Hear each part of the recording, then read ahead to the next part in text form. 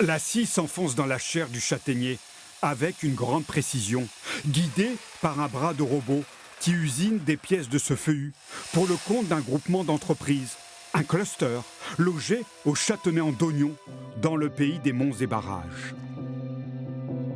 La ressource pour alimenter cette machine innovante ne manque pas. Les châtaigniers dans ce coin du Limousin sont en effet abondants. Encore faut-il savoir les valoriser et les utiliser à bon escient.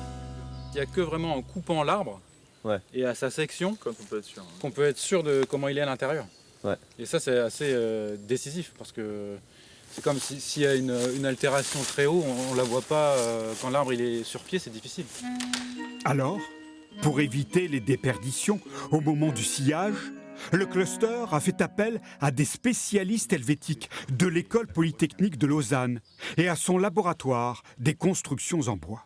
Vous avez des châtaigniers de petit diamètre qui ne sont pas du tout utilisés actuellement dans le secteur de la construction et qu'on pourrait comme utiliser. Donc on est ingénieur civil et on a des très belles sections déjà avec 20 cm de diamètre qui peuvent être utiles pour une construction. Et c'est ce curieux instrument qui va aider les chercheurs à quadriller la qualité de ces arbres, en les scannant les uns après les autres, avec un objectif, utiliser les bois comme ils sont, avec leur forme, leur rondeur, pour mettre en valeur les châtaigniers. La ressource est très abondante en Limousin, c'est très souvent ça qu'on voit. Les Limousins les ont conservés en attendant qu'on puisse faire quelque chose avec. C'est peut-être le moment venu, on espère. Le résultat est là. Le châtaignier remplace l'acier comme support pour les panneaux solaires.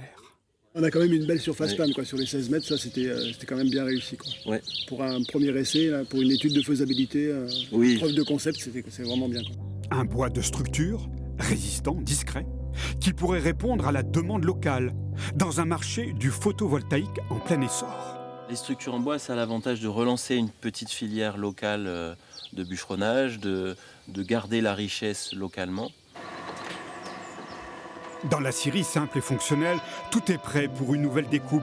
Le tronc est apposé, le scanner entre en action, identifie les nœuds, guide la trajectoire du robot, sans jamais oublier que c'est l'arbre qui donne la forme à la structure et que l'innovation sociale est au cœur de ce cluster.